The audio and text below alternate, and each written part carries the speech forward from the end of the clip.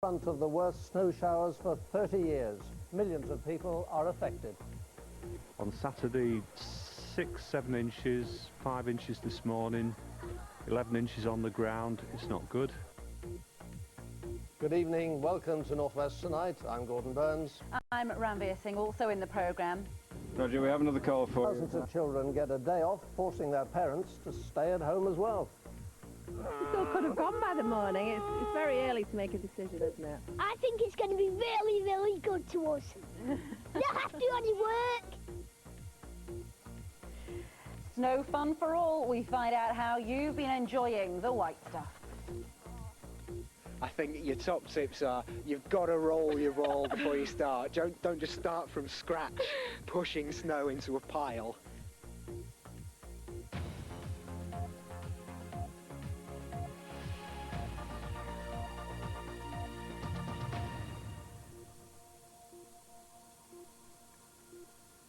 We'll be seeing how you've been spending your day away from work and school, and Diane, who has been in here since before dawn, is still here to give you the forecast. Diane. Yes, I've been here since 5:30 this morning and it snowed almost every minute of my shift.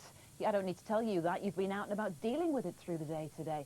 It is starting to pull away now. This band is gradually starting to fragment, and over the next couple of hours it will finally leave us. That's all that's left now, but behind it, the big story tonight is the big freeze. Temperatures way down to around -4 to -6. Anything on the ground is going to freeze rock hard, and that is our problem for tomorrow morning. I'll have the full forecast at the end of the programme. Thank you, Diane. Well, the region hasn't seen anything quite like it for 30 years. The snow started coming down yesterday evening and heavy falls continued all night and through most of the day. The Arctic-like conditions brought chaos on the roads and badly hit air and rail services and businesses. Even counties more used to it, like Cumbria and Derbyshire, have found themselves struggling. Ranveer has the details of what's been a difficult day. Well, cars have been abandoned. Many schools, shops and workplaces closed for the day right across the northwest. Tonight we have several reports for you looking at as many aspects of the big freeze as possible. The statistics, though, speak for themselves. The RAC are still collating figures for today, but yesterday alone they took 2,100 calls from stranded drivers in the region. Normally, they don't even get half that many. The Northwest Ambulance Service, meanwhile, has declared a major incident. They received 1,800 999 calls today. That is up by 500 for an average winter Tuesday. They're meant to get to life-threatening situations within 8 minutes. But today, no chance. More from them a little bit later on. Such is the severity and the spread of the snowfall, then, that much of the region is in shutdown tonight. Bus services suspended in Liverpool and Greater Manchester, motorways closed, roads closed across the Isle of Man. Nowhere, it seems, has escaped. Our environment correspondent Colin Sykes now with the first of our reports on the state of the region and what to expect in the morning. Not a good day to fly out of the northwest. Manchester, Liverpool and Blackpool airports were all shut this morning as gritting teams struggled to cope with the heavy overnight snow. Passengers who'd already turned up had no option but to wait for the snow to stop and for the runway to be cleared. 5:15 this morning we set off. It took us 4 hours to get here. I think more worried what's going to happen overnight. Ironically, we're going out to Switzerland to build some igloos as a management training programme, but I think we could maybe have done it here in Manchester instead. Manchester did eventually reopen, but passengers faced long delays as the snow played havoc with the timetable. A similar story for disruption reported by Arriva in Merseyside and Cheshire. How much has this inconvenienced you today? A lot, because I've got to get home. I live in Speak. There's no buses, there's no trains, no nothing. My uncle is going to see if he can pick me up, but he might have to turn around if the roads get too bad. The situation on the rails was better. There were some delays, but most services running on Northern Rail, Merseyrail, Virgin and the Manchester Metrolink. In Lancashire, a bad situation got worse when a power cut forced the closure of the Charnock-Richard services. We've got the toilets open and the staff are trying to help the general public as best as we can. Unfortunately, it's out of our hands at the moment. The giant Trafford Centre closed to shoppers at 4 o'clock because of the weather and concerns about people getting home. Only half the centre's stores were open by midday because of staff struggling to get in. In the 1,000-feet-high town of Buxton, moving cars were few and far between. With side roads remaining treacherous, many people abandoned any thoughts of driving today. It's not clearing. We had on Saturday 6-7 inches, 5 inches this morning, 11 inches on the ground. It's not good. If they clear, you know, they do the car parks and things, it should be okay, but they're just not doing them. Transport officials say they're hopeful the worst of the snow is over, but no one's predicting that tomorrow will be trouble-free. The advice to air passengers is to check with your airline before setting off for the airport. Colin Sykes, BBC North West Tonight, Manchester. So it is not looking at all good for tomorrow. But what of today? The Met Office don't keep figures, but they told us that the conditions are the worst they have seen since 1981. In Kendal, mountain rescue teams have been ferrying some patients to hospital from remote areas. The severe weather is putting hospitals and the emergency services under pressure. The Pennine areas of the northwest are used to heavy snow and ice, of course, but this afternoon extra vehicles had to be drafted in to help the mountain rescue service near Oldham escort ambulances around. Our reporter Jane Barrett is now in the relative safety of Ashton-under-Lyne, but Jane, even there I believe the conditions have been quite extreme.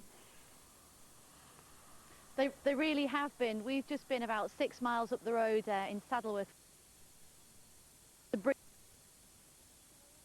up there, and as Colin said, the roads have been awful throughout the day. People taking it quite easy this evening. And take a look at this. Absolutely empty, would you believe it, on the M60 tonight. Chaos this morning. People really have heeded the warnings and kept away. There was motorway closures on the M602, the M60, the M6, the M62.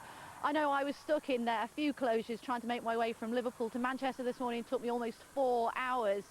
It's been chaos, and as you said, the ambulance services had made it explicitly clear. This, they said, was a major incident, one which has really stretched emergency services, who we've spent today with.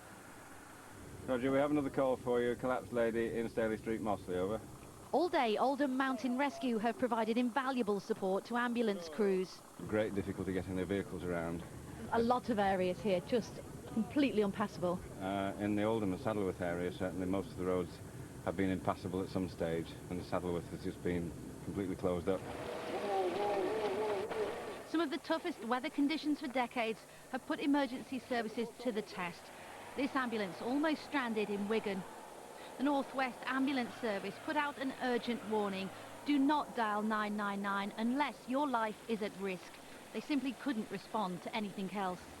Outpatient appointments here at the MRI, as well as the North Manchester General Hospital, Oldham, Fairfield and Rochdale, as well as a number of other North West hospitals, all cancelled today. Again, the advice is, if it isn't an absolute emergency, do not even attempt to make your way to hospital. At Police HQ in Manchester, cameras kept check on the motorways. Drivers mainly have been cautious. This officer takes one of far too many non-urgent calls. We are busy, like you say, so it may be a little bit of time, okay? A complaint about children throwing snowballs. Calls like this accounted for about a third of 999 calls this morning, an unnecessary distraction. The advice here from police headquarters in Manchester is exactly the same as from the ambulance service. If your call isn't a life-threatening emergency, then please don't call. They really need to prioritise all of the incidents that are coming through. They've had more than double the normal amount of calls that they would usually face. It's probably some of the worst weather we've seen in 20 or 30 years in the Greater Manchester area. But things are going to get worse before they get better. I think with the forecast for the freeze, then we're certainly going to see worsening conditions, yes. Back in Oldham, Bryn the dog is ready to find anyone stuck in snow. As temperatures plunge this evening, emergency services hope you won't have to. And Jane, the signal's slightly better to you this time round, but it's safe to say then, presumably, the emergency service is saying don't go out unless you really, really have to. Absolutely. I know that you're going to chat to Di later for the conditions this evening, but the worry is that all of this sludge and snow will ice over as temperatures plunge this evening. People have been emailing in saying, what does that mean, don't go out if we don't have to? What does that mean exactly? Don't go shopping tomorrow. Don't go out on shopping trips if you don't have to. Stay close to home. And if work will let you stay away, do that as well. Back to you. Thanks very much, Jane. Well, as you heard there, ambulances responding to 999 calls have had a challenging and sometimes impossible task today. They've had to deal with life-threatening situations. And a short time ago, I asked Bob Williams from the Lancashire Police to spend the day dealing with motorists caught up in some of the worst conditions. Many roads have been closed and there have been lengthy delays on the M6. One traffic officer described conditions as the most dangerous he had ever seen. And the higher up you go, the worse it gets. Earlier today, I spoke by webcam to one Lancashire farmer, Linda Proctor, from Earby, who's been totally cut off by the snow.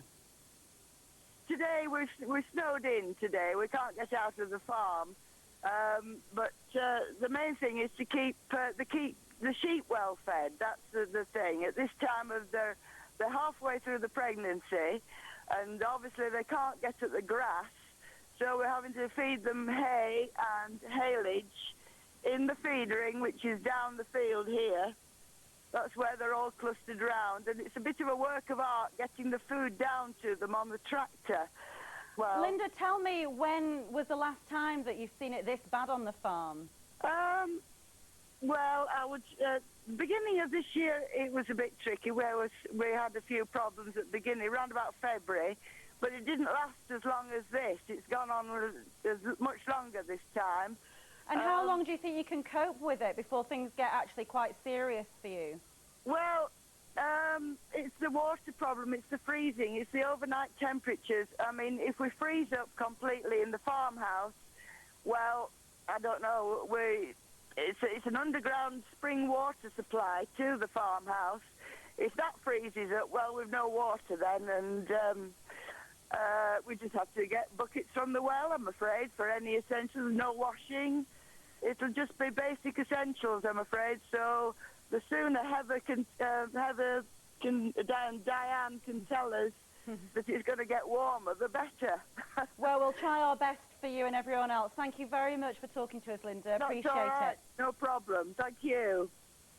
And that, of course, is the farm where they have the sheep named after us here. Apparently, Ramler is in the lambing season at the moment, so they're very worried about it. Tony Gordon no longer exists. No, he was eaten. No, he was eaten.